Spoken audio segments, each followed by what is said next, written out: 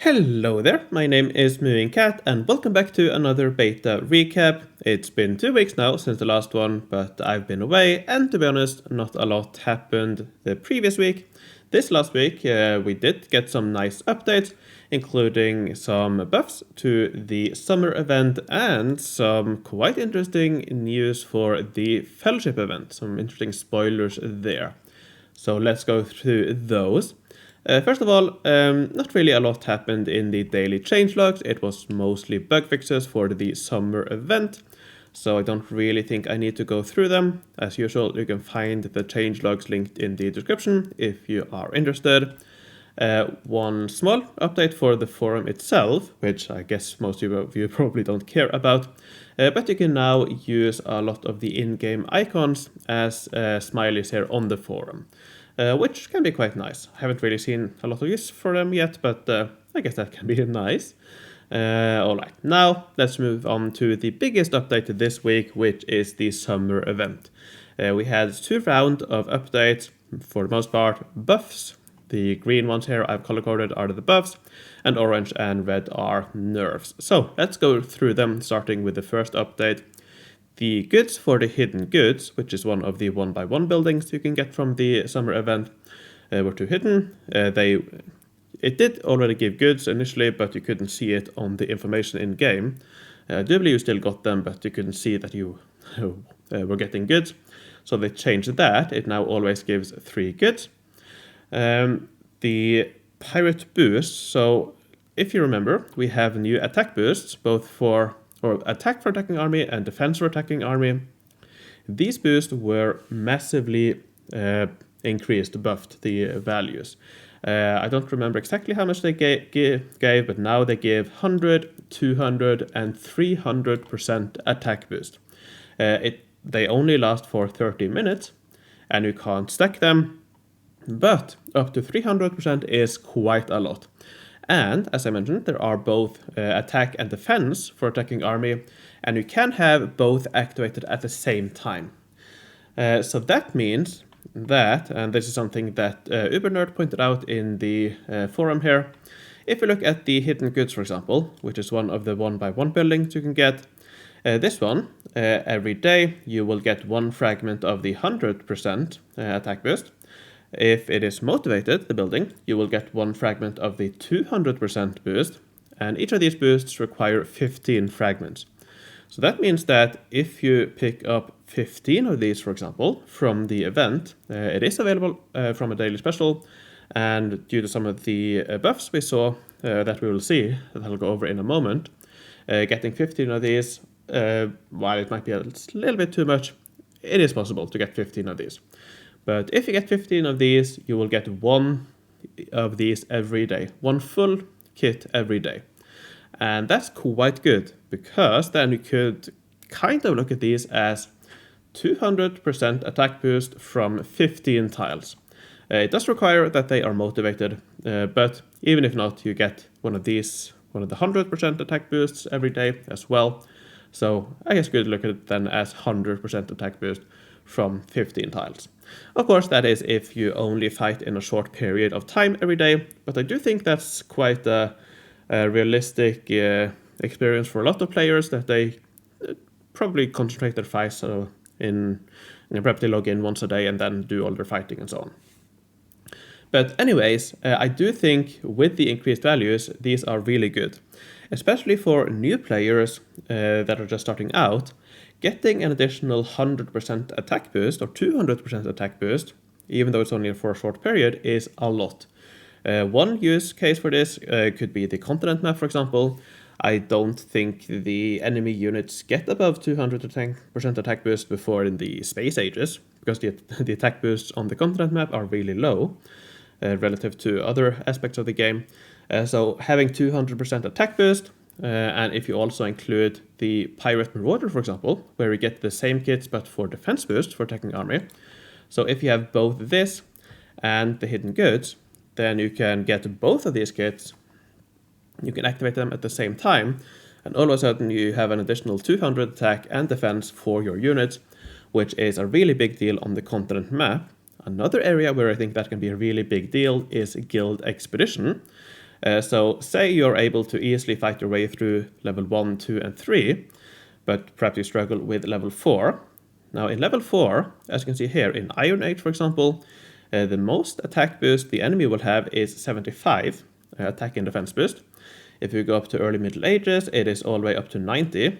And in level 4, I'm not talking about level 5 here, that's a completely different thing. But in level 4, and then high Middle Ages up to 105% and so on, you have to go all the way up to contemporary era before the enemy units have more than 200% attack and defense.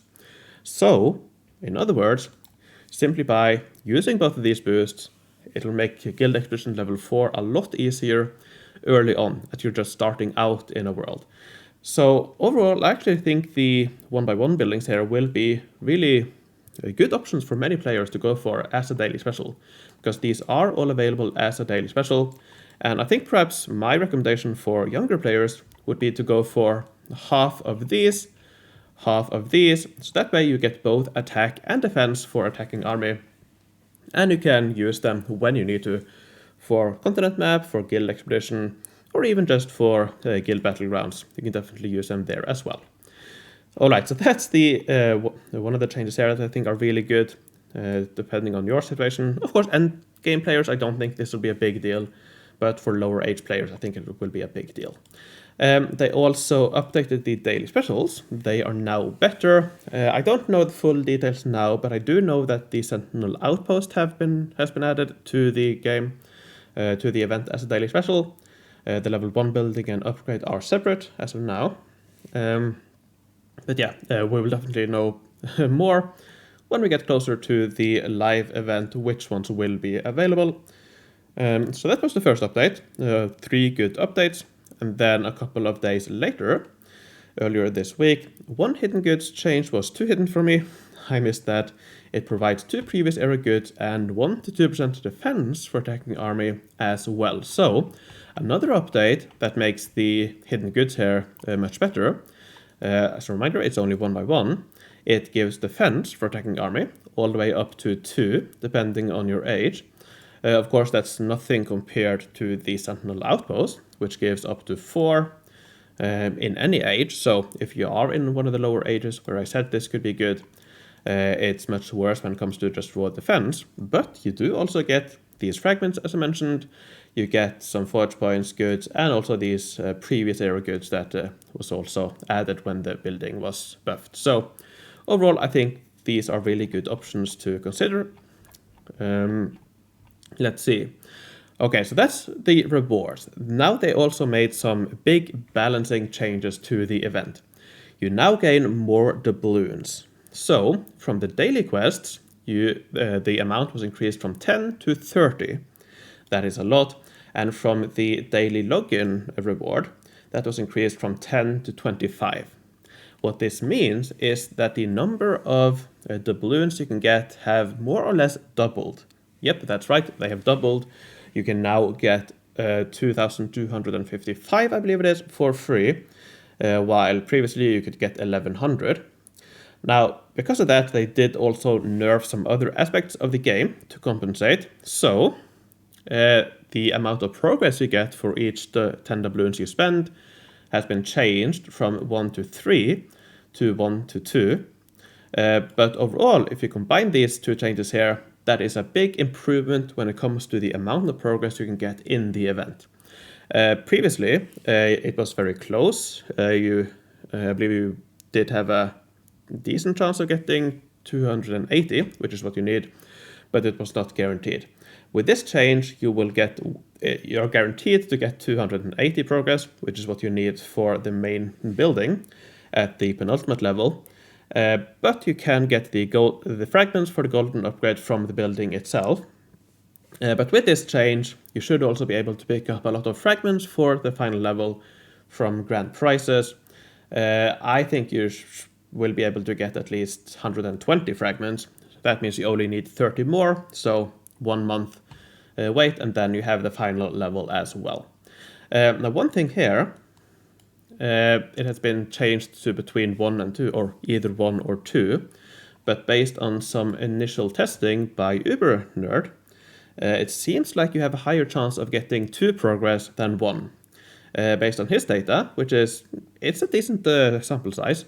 It seems like you have a 60% chance of getting 2 progress and 40% chance of getting 1 progress. So that's also very nice. And yeah, also helps you get a little bit more progress. Now, the last change here is one that I don't really understand.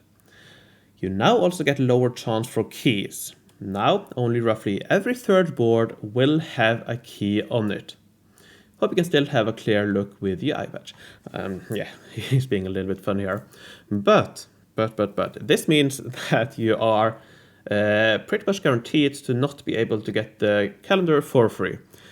Previously, I have some graphs here, but previously you did have a very small chance. Now, here is the updated graph for the number of keys you can get. And as you can see here, it's only a fraction of a percentage chance of getting enough. And this assumes that you complete all daily challenges for 14 keys from there. So with this update, because you now only get a key every third game, and when the key isn't available, that key or that slot is just replaced by any other random reward. So you're now pretty much not guaranteed to get the calendar. Now, if they just kept the balancing the same, or they made it so that you get a key every game, like it was before, then it would look something like this, where you have a very high chance of getting all the keys you need. So, I don't know. I think it would have been perfect if they just kept the balancing as is and kept a key every game, but no. And the only explanation for this, and this is something that Juber also mentioned in my Discord, or he didn't confirm it, he said this is what he believes, is that this is that the calendar is meant as a premium feature. It's meant as a diamond feature, which I don't like personally. I wouldn't really mind it, except for the fact that there's nothing in the game that indicates this. If you don't know about it in advance, there's nothing that indicates that the calendar is impossible. So you might try to complete it, you might go hunting for the daily key, but then realize after using a lot of resources to do this, that you actually need diamonds. And I really don't like that kind of balancing. I hope it is changed. I don't have any high hopes that it will be changed, but that is how it is right now. Overall though, if we look away from the calendar, these changes here are very positive and definitely very nice. Another thing when it comes to these, to the balancing changes here, see the daily quest and the daily login reward has both been increased. So now you get 55 doubloons per day instead of 20. So that means that if you are the person that spends every day, you now have 5 moves per day after you have spent all the doubloons instead of 2 moves per day as in the past. I, of course, will recommend spending everything on one day or a couple of days. But if you do spend every day, you have a little bit more to play with, and that's one of the reasons, I think, for this balancing change. You get more currency, you're able to play more, but they also lowered the amount of rewards slightly to compensate for that. But interestingly not when it comes to daily specials. So you have a lot more currency, so you can spend a lot more, but you still have the same chance of getting daily specials. So that means that you should now be able to get more daily specials. My estimate would be somewhere around 20 daily specials now. So yeah, getting 15 of these might not be too unrealistic. Of course, if you're able to spend on the days where these are available. Alright, I think that's all the changes for the summer event. I hope this balancing stays. I wouldn't be surprised to see it tuned back a little bit. That's what I kind of fear. But as for now, at least, the balancing is quite positive, and you will definitely be able to get the main building fully leveled and get a decent amount of daily specials. Alrighty. Let's see here. Yeah, and that's all for the updates. Now let's move on to the spoiler section. And we only really have one topic to talk about, but it's quite a big one, and that is the fellowship event. So last time I talked about it, we talked about the event pass. It's now 2 event passes, and I don't think it has been included here. Yeah, it's not included here. I should have updated this before I made the video.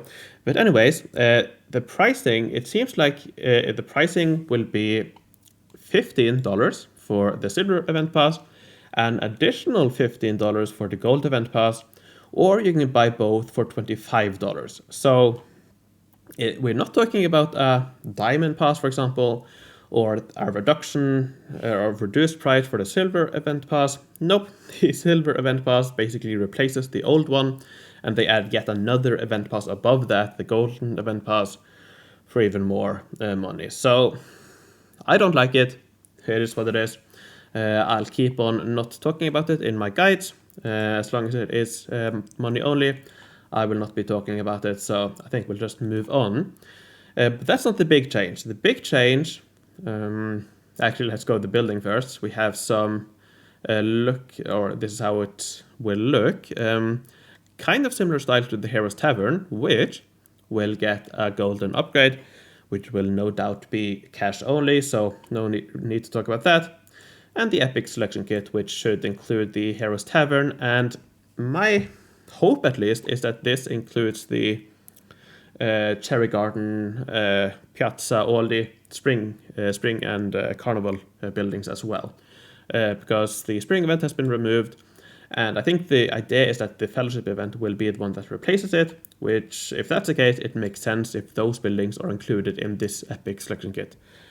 I don't know,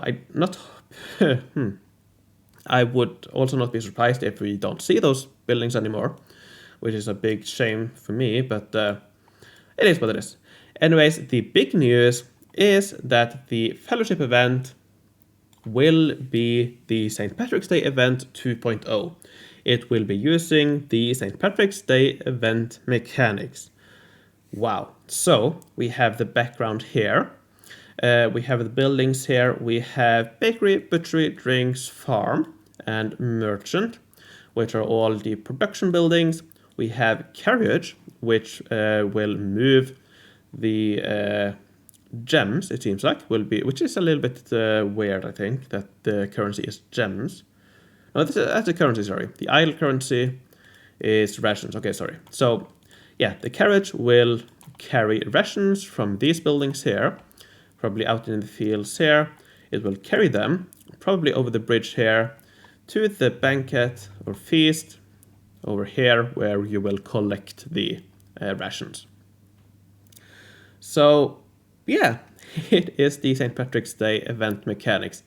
What do we think about that? Well, I definitely have some thoughts. It's probably no surprise that I quite like the St. Patrick's Day event.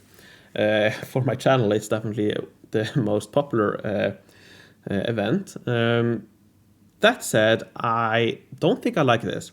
I think once a year is enough for the St. Patrick's Day event mechanics. And also considering that we have now had the St. Patrick's Day event, anniversary event, and now wildlife event, 3 very complicated events right after each other.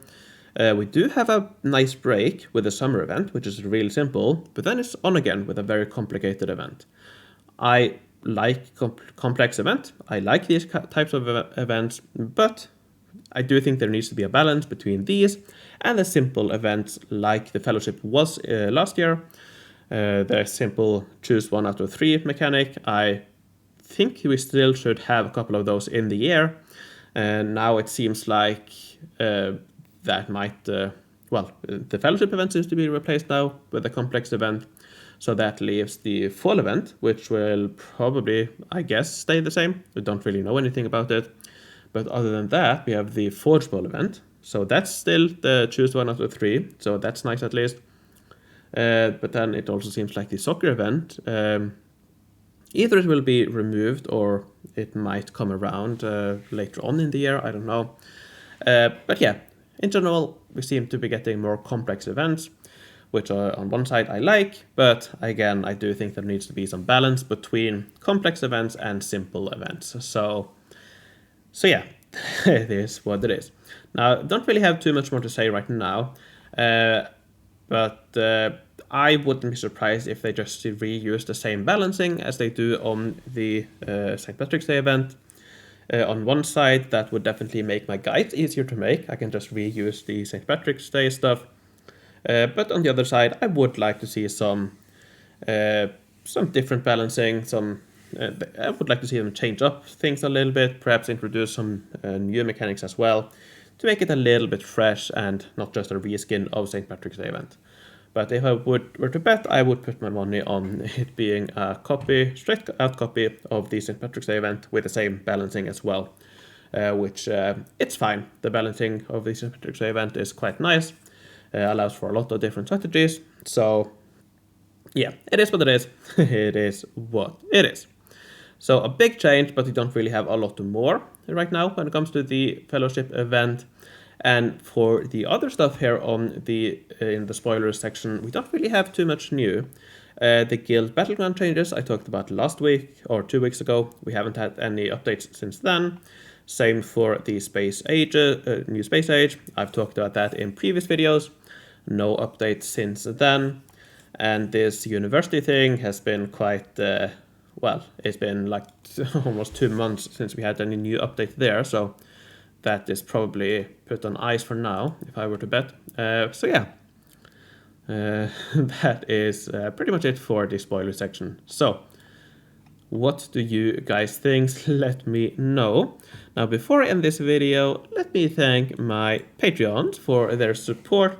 I would like to thank Comstar, Lorden, Kim Kelly, Rolf the 8th, Dan Tumnat, Chanti, Hekate, Dark Matter, Mylia, Eric B, Hugo Kant von Kaut, Drew Generous, Husen Weiss, Rocco, Spike No Remorse, Merthen Emres, Flavius the Avenger, Ashborn, Agler, Nova, Jubber, Ninja Alin, Whiskey Meister, Henrik Dorglauber, Mattia, Otarel, Mike, Obsidy Obsessed, Atomic, Ruth, Karen, Flavius Belisarius, Dennis, Stampe, and Podger. Thanks a lot for your support. Thanks for watching, take care, and I will see you in the future.